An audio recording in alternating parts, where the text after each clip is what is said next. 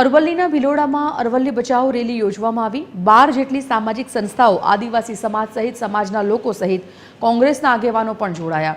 100 મીટરની મર્યાદાના નિયમને રદ કરી ખનન સદંતર બંધ કરવાની માંગ કરવામાં આવી છે। વર્ષોથી આ ગિરિમાળાઓ છે, આજકાલની નથી, અબેજો વર્ષથી છે અને જે જળ જમીન જંગલ છે, પહાડી વિસ્તારોમાં કોઈ પણ સમાજના માણસો રહેતા હોય, સર્વે સમાજ ભેગા થઈ આજે અમે આ આવેદનપત્ર આપ્યું છે કે ભાઈ આ જે 100 મીટરની વાત અરવલ્લી ગિરિમાળાનું જે પર્વત નહીં ગણવો એ જે થયું છે ત્યાંથી લોકોમાં ખૂબ મોટો આક્રોશ છે।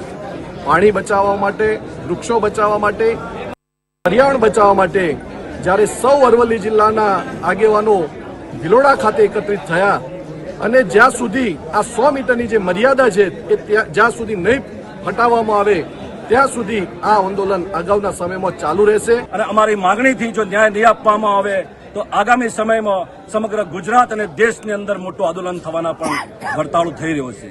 માટે કેન્દ્ર સરકાર અને રાજ્ય સરકારને વિનંતી કરીએ છીએ કે ટૂંક સમયમાં આની અંદર માનનીય પ્રધાનમંત્રી શ્રી અને માનનીય મુખ્યમંત્રી શ્રી અરવલ્લી જિલ્લાની ગિરિમાળામાં 1 ઇંચ પણ જમીનનું હનન નહીં કરીએ એવી ખાતરી નહીં આપે તો આગામી સમયમાં જલદ કાર્યક્રમો કરીશું।